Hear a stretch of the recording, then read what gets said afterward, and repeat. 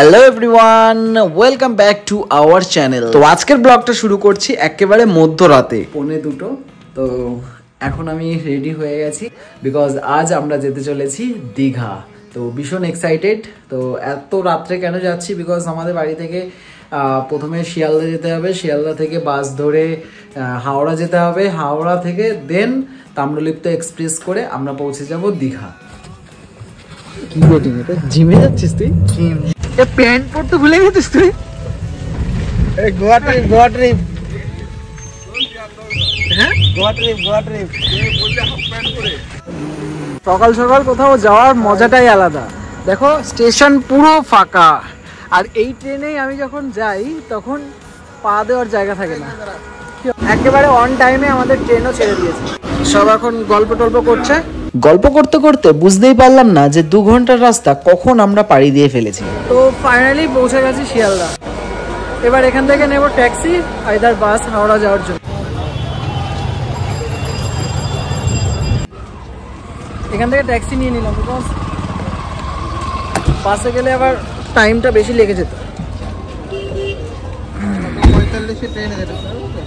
শিয়ালদা থেকে হাওড়া যাওয়ার জন্য আমরা নিয়ে নিলাম একটা ট্যাক্সি, যেটার ভাড়া নিল 140 রুপিস। এছাড়াও শিয়ালদা থেকে হাওড়া যাওয়ার জন্য প্রচুর সরকারি বেসরকারি বাস রয়েছে। যাই হোক, আমরা হাওড়া ব্রিজ দেখতে দেখতে ফাইনালি পৌঁছে গেছি হাওড়া স্টেশন। কিন্তু এখানে আমাদের ট্রেনের কোনো খোঁজ নেই, কোনো অ্যানাউন্সমেন্টও এখনো করেনি।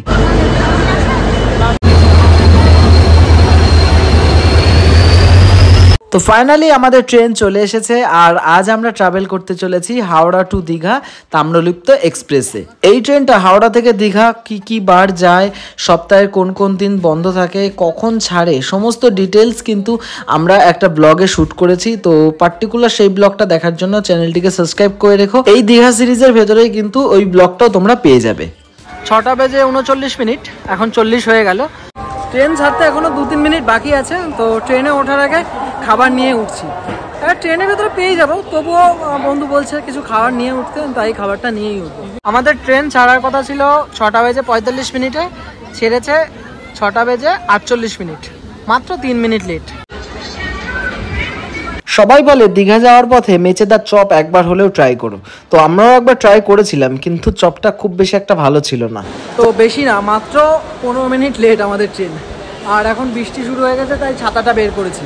আমরা সব কিছু বুঝে শুনেই ছাতা নিয়ে এসেছিলাম, সবাই ছাতা নিয়ে এসেছি, শুধু এই যে এ আনেনি, এ কিনবে ছাতা। 20 টাকা 50 টাকা ছাতা পাওয়া যায়। 20 টাকার ছাতা কোথায় পাওয়া যায় ভাই? যাই হোক, এখন যেতে হবে হোটেলে। হোটেলটা কত দূর ভাই আমরা যেটা বুক করেছি? এখান থেকে 1 কিলোমিটার।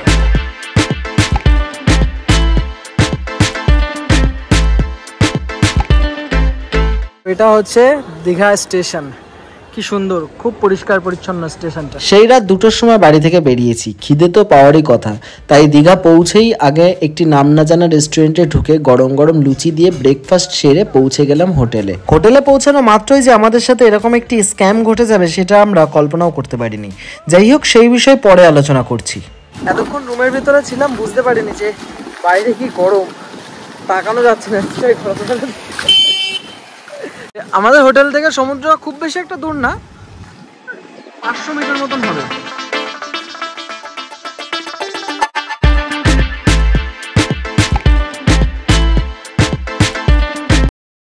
জোয়ার হচ্ছে, ওই জন্য ভিউ অনেকটা ওপরের দিকে চলে এসেছে। এখন স্নান করা যাবে না, সবাই বসে আছে, কখন ভাটা হবে তারপর সবাই নামবে। কতক্ষণ লাগবে ভাই? 7 বাজে, আধা ঘন্টার মধ্যে। বসে থাকতে থাকতে বোর হয়ে যাচ্ছি, তার জন্য আমরা এবার ডিম টোস্ট অর্ডার করেছি। নাও খাও।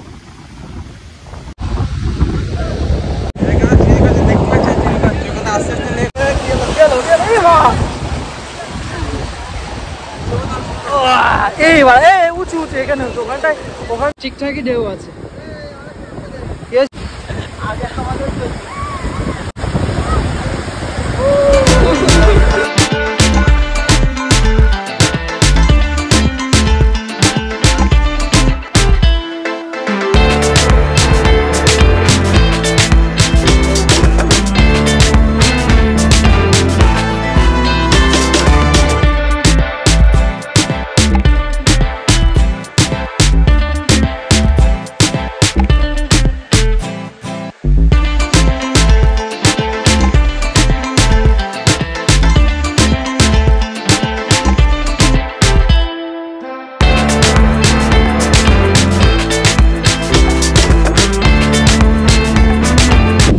এই 2-2:30টার দিকে নেমেছি স্নান করতে, আর এখন 4:30 বাজে, এই জাস্ট উঠলাম।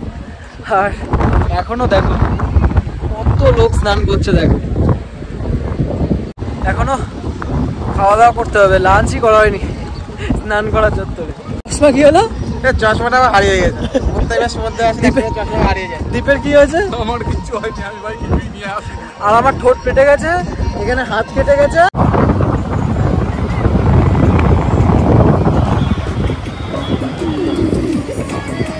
স্নান করে এত কষ্ট হয়ে গেছে যে বাইরে গিয়ে খাবো তার কোনো ক্ষমতাই ছিল না, তাই বাইরে থেকে খাবার আনিয়েছিলাম, সেটাই এখন ঘরে বসে খেয়ে নিচ্ছি। আর খাওয়া দাওয়ার পর তারপর একটু কিছুক্ষণ ঘুমিয়েছিলাম, আর ঘুম থেকে উঠে বেরিয়েছিলাম একটু নিউ দীঘাকে এক্সপ্লোর করব। আর যেহেতু আজ থেকে উইকেন্ড পড়ে যাচ্ছে, তাই ভিড়টাও কিন্তু খুবই বেড়েছে। দিনের বেলার তুলনায় রাতের বেলায় বিচের পাড়ে কিন্তু ভিড়টা অনেকটাই বেশি।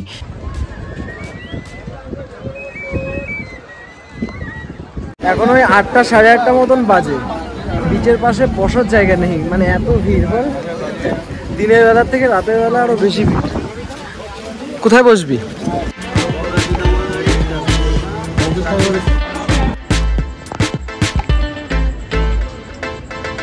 এটা 15 বললেন।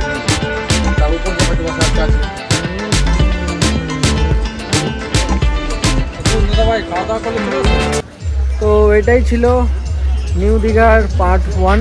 মার্কেট ঘুরে ফেলেছি আর তোমাদেরকে তো দেখালামই। এখন রাতে ডিনার নেব, দেন রুমে চলে যাব। তো আজকের মতন এই ব্লগটা এখানে এন্ড করছি। কালকে ডে 2, কালকে ওল্ড দীঘা যাব, আরও এদিক ওদিক যাব প্ল্যান হচ্ছে, সেগুলো কালকের ব্লগে দেখতে পাবে। So tata.